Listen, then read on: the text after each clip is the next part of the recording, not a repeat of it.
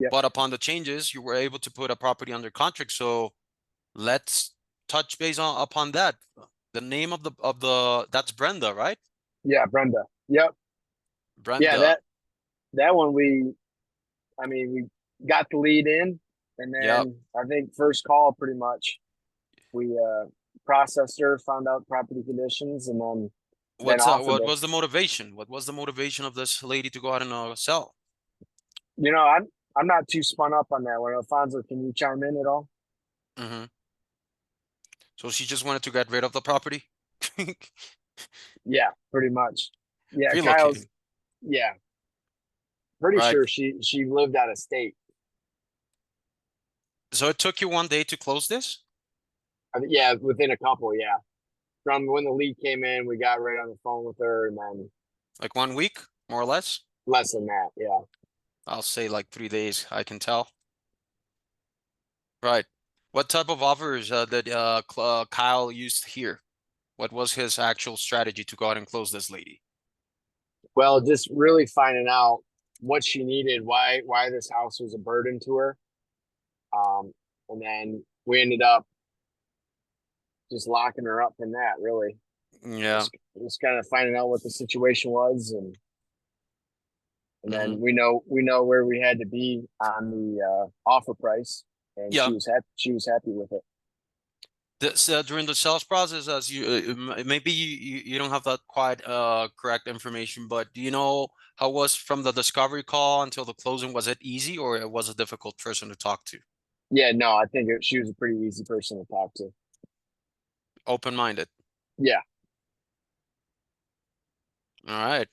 So you basically closed this over the phone, sent photos and all that, or you actually visited the property? yeah, no, we ended up visiting the property, but after we lock it up, we go visit the property, and through our process, we have a pretty good idea on the property conditions if the seller doesn't lie. So we're able to, offer pretty much right where we need to be, and then we'll go see the property and make sure they weren't leaving anything out. And if they are leaving anything out, we just renegotiate to what we need. Okay, which market was it? That's in Detroit. Detroit. Downtown or something, or South Detroit? I don't know where it is. Okay. Now, what type of deal are you gonna do with this one? Are you gonna novate, wholesale it? Are you gonna go ahead and fix and flip? It's going to be a wholesale for us. You already have a buyer? Not yet. We have three that's interested. Okay. Yeah. Did this property make sense for you guys to go ahead and put it under contract? How did the numbers make sense for you guys? Well, we were able to, sneak in a wholesale fee from where somebody that's going to fix and flip it. Um, we just fixed in our wholesale fee and offered that. Okay, so you're gonna go ahead and touch base with a flipper, Yep. so you can get a revenue from there. So what's the cash flow, or what's the that you how much do you anticipate from this one? We're hoping to get about $10,000. $10,000?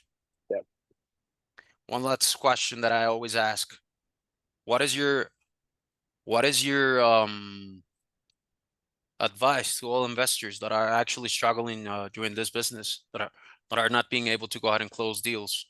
What are you Keep, doing differently from others? um, we have a strict process on how we go about things. I see a lot of people starting out. They're kind Hmm. of just, doing other stuff. They're constantly doing, I don't know what the right word is. Like when they process somebody, it's just not the same every single time. So they don't get any consistency and they don't get better at that aspect of the game. So in other So words, it will be consistency and a proper follow-up. yeah, yeah, for sure. And then, just when it gets hard, you just keep going because this business will break you for sure. Simple as that. You will run out of money of patience first, then Yeah. money. Yep. I've ran out of money about 7 times and we always pull through. All right. That's good to know, brother. All Yep. right, that was it.